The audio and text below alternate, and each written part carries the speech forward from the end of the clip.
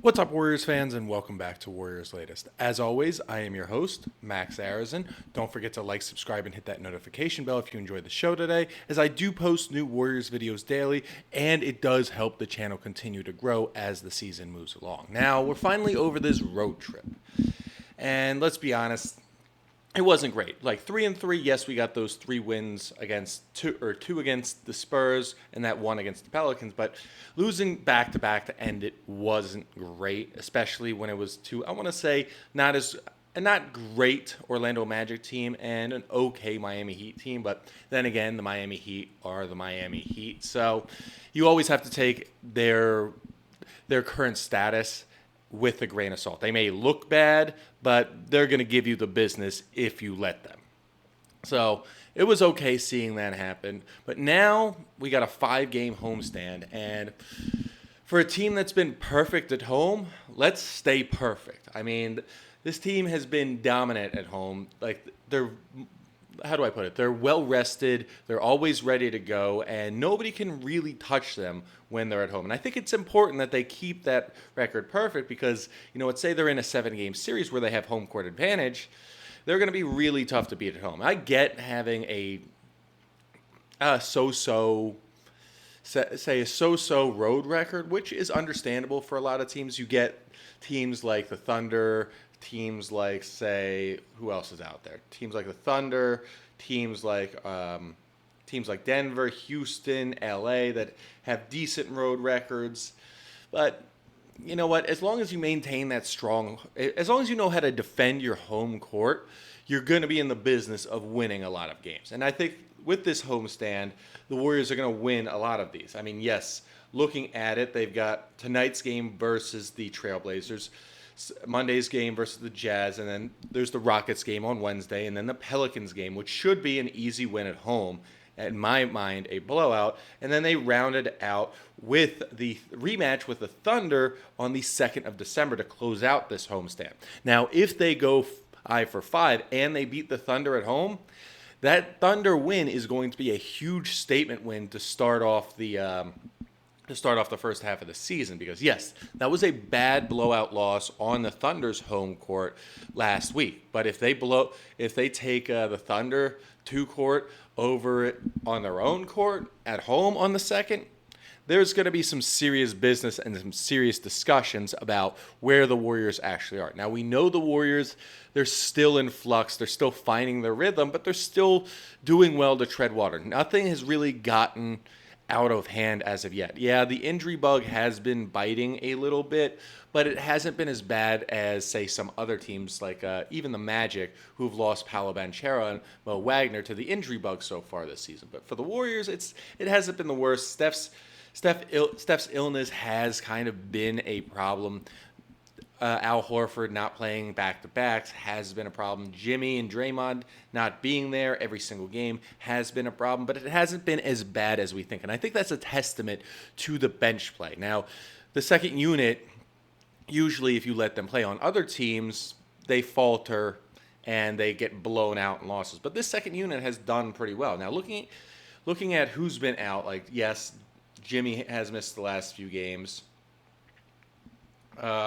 Draymond has missed the last 2 games, and you know what? Steph has had his illness problems. So those are things we have to deal with. But you know what? I think this homestand is really going to get them back into the right mindset, back into the driver's seat, and have them in control of their own destiny leading into the rest of the NBA Cup, as well as the Christmas Day games, which are, I want to say, the unofficial start of when people really start watching the NBA, because those games are always some of the best games to watch. I still remember back in the day the Cavs-Warriors Christmas Day games where LeBron, KD, Steph, Draymond, and Clay would just go back and forth and go at it. They also had some really cool jerseys, which I loved at the same time, so that's just me. But it was always a treat to watch them, and it was always just the most competitive game. So you want to go into those games and that particular game with a strong mentality and at least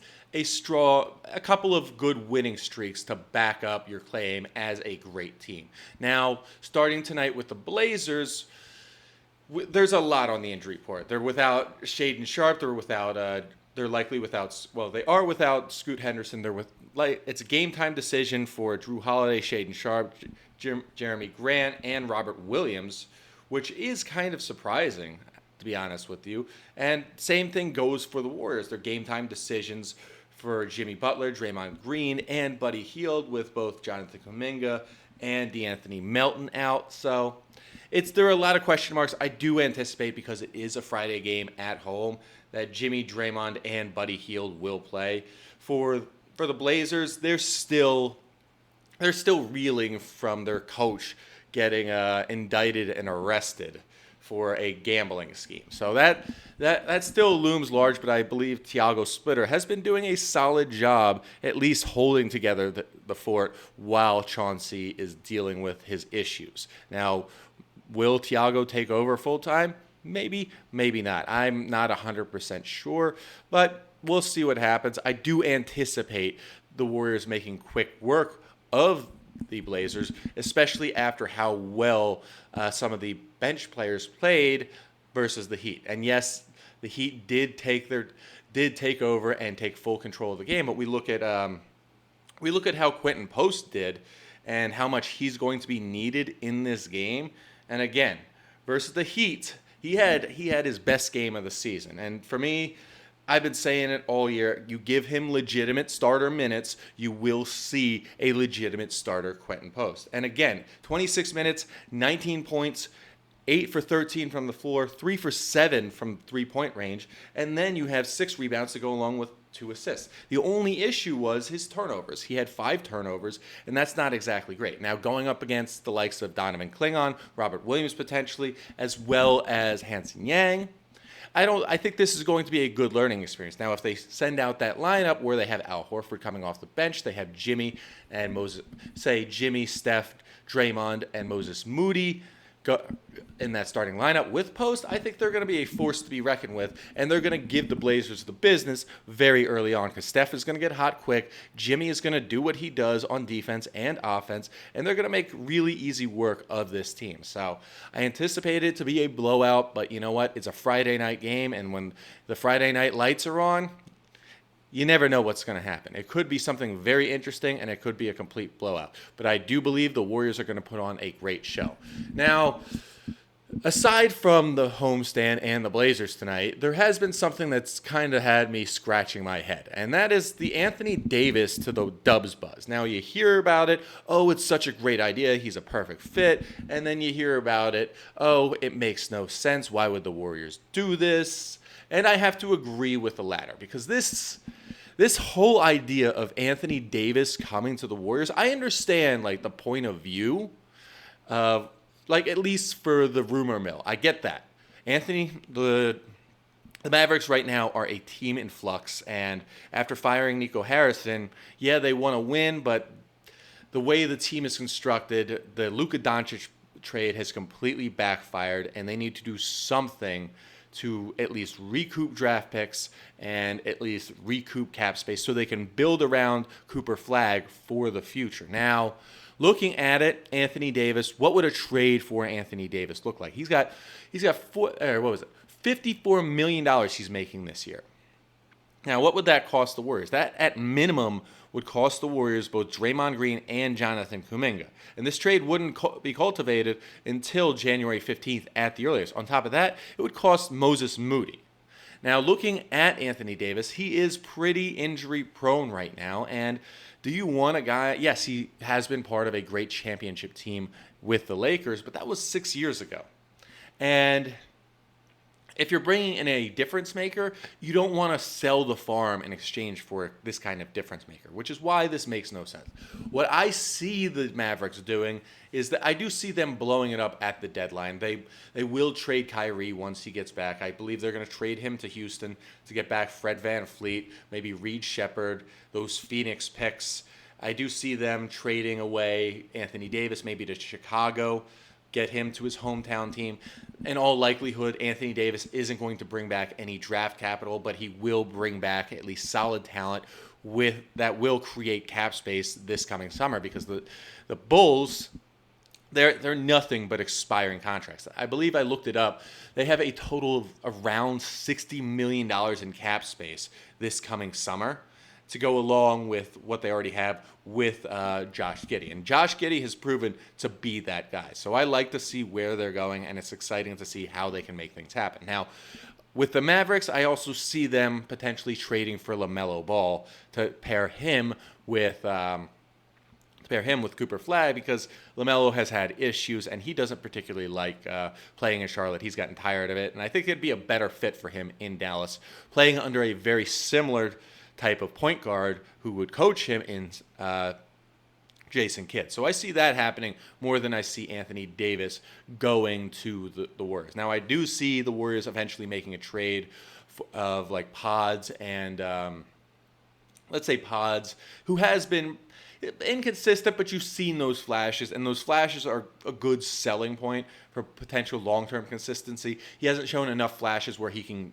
get a large long-term contract when he can get that extension, but he's shown flashes where another team would want to take a chance on him, and then you never know. Maybe he blows up on that other team, and maybe the Warriors are like, oh, that stinks, but you know what? He's having a good time. And with Kuminga, he's just one of the most tradable contracts in the NBA, and there are the rumors going around that he does feel like the scapegoat again, and it's not so much him being the scapegoat, because he isn't. He's been out.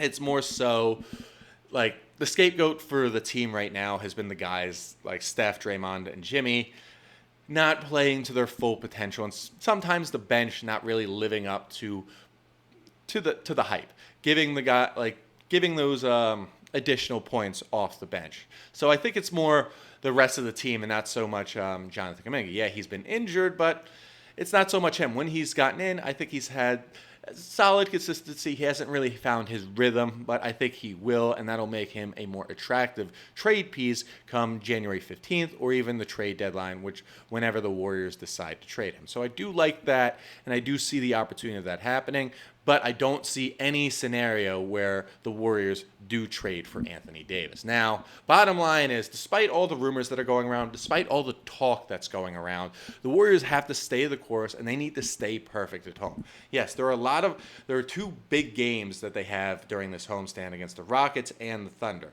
but moving forward, they need to stay perfect at home. They got to defend their home court. They got to show every other team, yes, we may not have the best road record, but one thing we do have is our home court advantage, because you can't touch us on our home court. And if they continue being perfect on their own home court, I have no doubt in my mind that come the Christmas Day games, they will be one of the best teams in the West, if not the entire NBA. Now, that's all we have today for Warriors Latest. As always, if you enjoyed the show today, don't forget to like, subscribe, and hit that notification bell. And if you have any ideas on who the Warriors should trade Jonathan Kuminga and potentially Pods for later down the road, feel free to comment your ideas below, as I love hearing them. And you know what? I love talking about them as well, because you know what? Maybe I'll bring up a potential trade idea that you comment in a future episode. And as always, go Dubs.